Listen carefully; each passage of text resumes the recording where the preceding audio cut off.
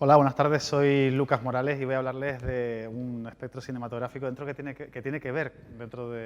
con todo lo que es la cultura digital. En esta charla vamos a analizar dos películas de cine independiente de Estados Unidos, El Vengador Tóxico Parte 2 y también El Sargento Kabuki-man, para hacer una reflexión de la lectura textual y de cómo este tipo de películas, a veces que se encuentran dentro de los círculos independientes, ayudan a hacer una contrarrespuesta dentro de lo que es el cine mainstream. Vamos a empezar, por tanto, con esta presentación que básicamente analiza esa contrarréplica que existe dentro de, como ya decía, del cine independiente hacia lo que es la cultura mainstream. Esta charla se basa en un estudio un poquito más grande que habla sobre orientalismo. El orientalismo es una corriente filosófica, una corriente estudiosa que fue puesta en marcha por Edgar Said. Él lo que básicamente dice es que existe un estudio cultural, un dominio cultural, perdón, por parte de las élites de Occidente hacia Oriente, a través de un reduccionismo de los idearios de estos pueblos que constituyen eso que de alguna manera llamamos Oriente, que a veces es complicado de definir. Esta corriente se ha ido desarrollando a lo largo del tiempo y han sido muchas las personas que lo han estudiado, pero al final, con el tiempo, con la evolución del concepto, con el estudio, con la aportación de otros estudiosos, de otros académicos, esto se ha transformado en un concepto que sigue amparando la misma ideología, pero que es aplicable, que es extensible a muchos otros elementos de la sociedad. En este caso vamos a centrarnos en la figura de los turistas de película, aquellas personas que viajan al país del sol naciente, que viajan hasta Japón y que a través de esas películas occidentales donde se nos presenta este papel, vemos cómo hay una reducción de la cultura japonesa al mínimo, que lo que hace es que a veces para el espectador occidental esto se ha visto de una manera que puede, aunque sea positiva, acaba trayendo consecuencias negativas, acaba siendo pernicioso para lo que es la figura del japonés y de la cultura japonesa dentro del cine occidental. Esto además se apoya, como podemos ver en esta diapositiva, de una estrategia que corre a cargo del gobierno japonés, que se llama el Cool Japan. El gobierno japonés en su momento, sobre todo después de haberse recuperado de la Segunda Guerra Mundial y de la ocupación norteamericana, pone en marcha una estrategia que consiste en unificar varios productos culturales y hacer una estrategia transversal. De esta manera, el anime, el cómic, el cine y los videojuegos se convierten en un solo elemento que lo que sirve es como embajador de Japón. Por entenderlo de alguna forma, sería como esa construcción parecida a la marca España, pero en este caso se llamaría la marca Japón. Y lo que hace es vender una idea hacia lo que está fuera de las fronteras japonesas, de que el país del sol naciente es un país, pues eso, cool, un país guay y un país donde los máximos de lo que serían las ideas posmodernistas aplicadas a las sociedades actuales estarían en su máximo esplendor. Y eso es una cosa que se ve en las películas que vamos a ir analizando a lo largo de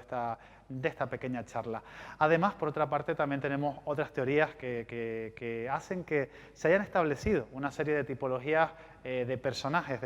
arquetípicos que siempre aparecen dentro de esas películas occidentales que se ambientan dentro de Japón. Tenemos figuras como las geishas, como los samuráis, como también pueden ser los empresarios o pueden ser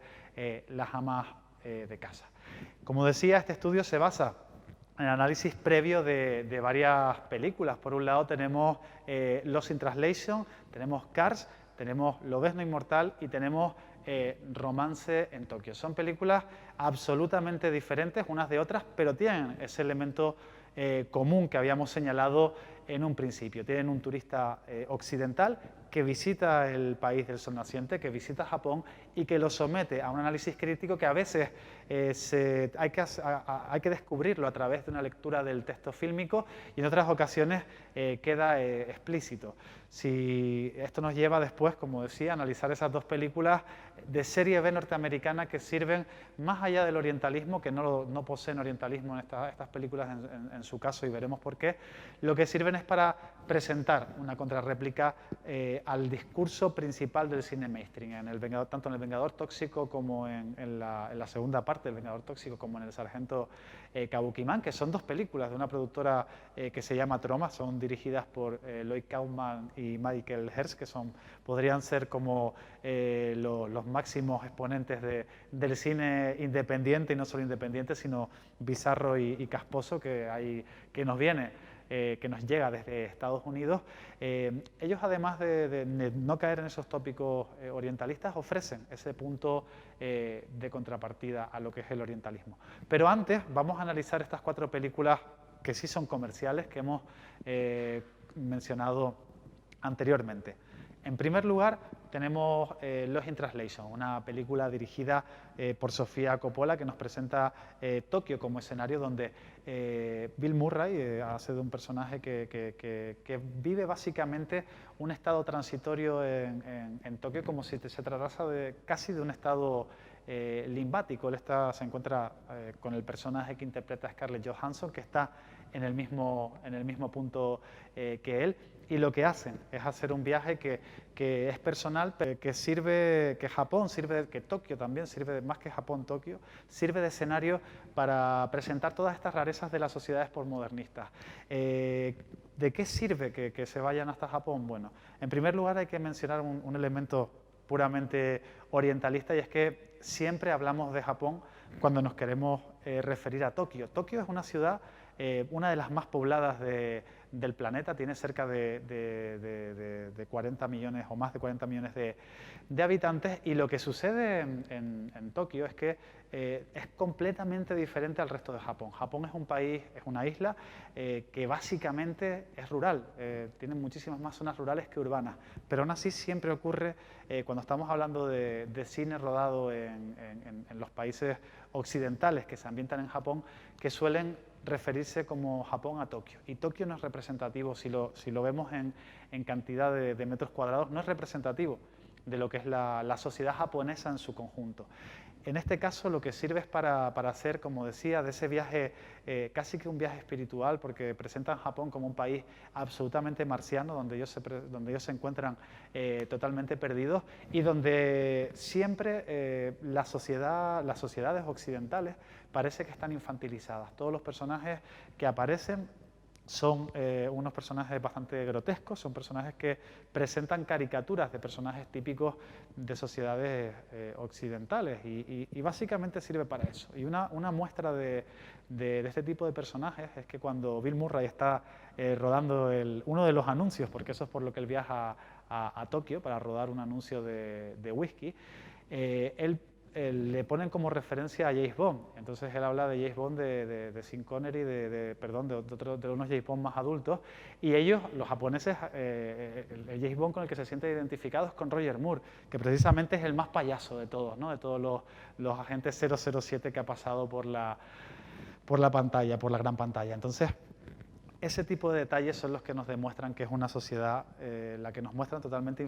infantilizada, una sociedad posmodernista donde absolutamente nada importa, una cosa que está bastante alejada de lo que sería el día a día para una persona que viviese en Tokio. Luego tenemos la segunda parte de Cars, también tenemos Lobezno Inmortal, que son películas dirigidas para toda la familia, y son películas que nos reducen, como pasa en los otros casos, Japón a unos mínimos que son unos estereotipos que son los que abundan en las sociedades occidentales. Esto es lo que a efectos, esto no es un estudio que mida los efectos de la película sobre su audiencia, pero sí que es posible que al final la presencia de estos elementos icónicos, típicos dentro de lo que es el producto que le estamos vendiendo a los más jóvenes, haga que se creen una imagen desvirtuada de lo que es Japón en realidad. Tenemos que recordar, ya lo habíamos dicho al principio, pero que el orientalismo, lo que hace el problema que conlleva, aunque sea con estereotipos positivos, como son los del japonesismo, lo que conlleva es que reduzcamos las sociedades a un mínimo común, y las sociedades son elementos muchísimo más complejos. La película más interesante de todas quizás sea Romance en Tokio, está basada en un libro, que lo que hace es que nos plantea un viaje también de una persona que está absolutamente enamorada de Japón y poco a poco cuando descubre el choque cultural, esa barrera cultural que existe entre el mundo occidental y lo que es el Japón como tal, más allá de lo que es Tokio, más allá de lo que es el glamour, todo ese buenismo, todo ese elemento cultural que es realmente pues, quizá más caricaturesco, empieza a descubrir que es una sociedad que te exige muchísimo, es una sociedad donde constantemente se vive cansado y lo que hace, como resume una de las frases del libro, es que mientras más estás enamorado de algo, más duro es ese choque al final cuando te terminas desenamorando. Una de las imágenes icónicas es cuando la protagonista hacia el final del film, cuando la protagonista de Romance en Tokio está totalmente abatida porque ha conseguido un trabajo, que es lo que quería, un trabajo para poder quedarse a vivir en Tokio, y descubre la realidad de lo que es el mundo adulto, de lo que es el mundo adulto en Tokio, de lo que es la realidad empresarial, de que eres una persona, que eres un número más, que no eres un individuo, sino que eres la parte de un colectivo, y eso es lo que le acaba fulminando. Tenemos que tener en cuenta que esta película quizás juega con esa ambigüedad o con ese elemento de los efectos que puede causar el orientalismo. En este caso hablamos de un orientalismo positivo dentro de las personas que están constantemente expuestos a ese tipo de ideas, y luego el derrumbe que puede suponer el acceder a la realidad, como le pasa a la protagonista de Romance en Tokio. Aquí ahora vamos a ver un vídeo de lo que sería una de las dos películas que estamos analizando, donde podemos ver una frase que es realmente importante para llegar a las conclusiones de esta charla.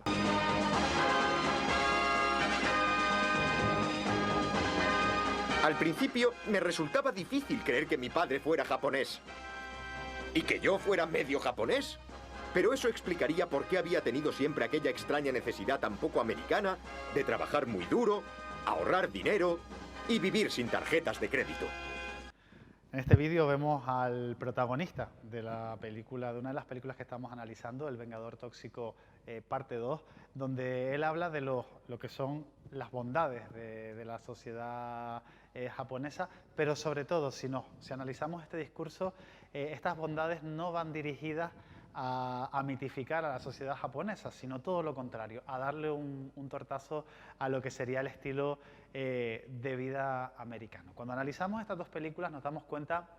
de una cosa que siempre ha definido lo que es la filmografía de Lloyd Kaufman y de Michael Herz. Ellos han sido siempre muy críticos con el establishment, han sido personas que han sido realmente incisivas con todos esos elementos que nos presentan, el cine más tradicional que nos llega desde Hollywood. Así que ellos, a través de este cine independiente, no solo se plantean hacer lo que realmente quieren, hacer lo que les da la gana, sino que también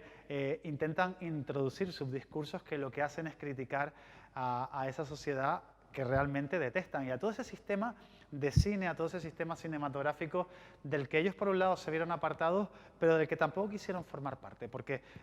creen que sienten que no es la verdadera forma de hacer cine. De esta manera, bueno, llegamos a estas conclusiones, y es que tanto El Vengador Tóxico parte 2 como El Sargento Kabukiman de la Policía de Nueva York son dos películas que tienen tintes orientales, nos acercan hacia Japón, tienen elementos orientalistas, por supuesto, pero son mucho menos de los que vemos normalmente en el cine mainstream. En El Vengador Tóxico parte 2 tenemos a un personaje que realmente lo que está haciendo es presentarse como un arquetípico, es un antihéroe, por supuesto, es un tipo que no sigue las normas de ningún héroe que se haya visto anteriormente en este punto en el cine. Estamos hablando de que es una película de 1989 y a diferencia de otros personajes, lo que hace es acercarse a la cultura japonesa e intentar integrarse, a pesar de que no lo consigue por muchos elementos. Uno, porque como estadounidense es una persona ignorante, con una baja formación, y esto no lo digo yo, esto lo dicen durante la película, es una persona que es producto de lo que muchas veces se critica, y es el sistema educativo americano, y además porque es una criatura deforme, monstruosa, y lo que hace es que los personajes con los que interactúa pues provoquen un cierto rechazo, ¿no? Esto es importante, tener en cuenta que esta película plantea estos argumentos, es realmente importante porque durante esta década y sobre todo durante los finales de los 80 y los principios de los 90, en Estados Unidos existe una absoluta japonofobia y un odio, una repulsa hacia todo lo que llega del país del sol naciente, porque empieza a levantarse como potencia económica y realmente empieza a hacerle frente a Estados Unidos en lo que son términos económicos. Y además es una nación que había sido muy demonizada antes de la Segunda Guerra Mundial, en ese momento en el que los famosos documentales de Por qué luchamos, unos documentales absolutamente orientalistas, absolutamente también racistas, que intentaban dar una visión desvirtuada de lo que era el enemigo y que evidentemente consiguiendo esos códigos orientalistas lo que hacía era reducir a todos esos soldados japoneses a un mínimo común denominador que era mucho menos complejo y que hacía mucho más fácil que las personas quisieran luchar. Entonces existe ese repelús hacia Japón y aparece esta película que lo que nos muestra es todo lo contrario. Es verdad que no es una película de consumo de masas, pero sí que nos presenta diferentes elementos a lo largo de su transcurso que lo que sirven es sobre todo, más allá de que no siga esa corriente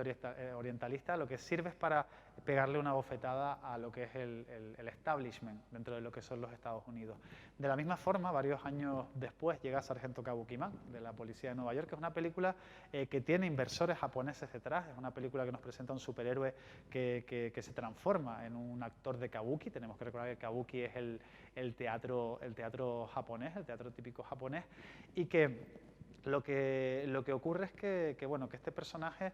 tiene todo ese amparo, tiene todo ese potencial económico detrás de inversores japoneses, porque ellos se habían quedado impresionados de la manera en que se había hecho la película El Vengador Tóxico 2, porque se había hecho con muy poco dinero, rodando precisamente en Tokio y en varias localizaciones de la ciudad japonesa. Llega a Estados Unidos, es un fracaso absoluto, querían que fuera una película comercial, pero en este sentido Michael Herz y Lloyd Kaufman no dejaron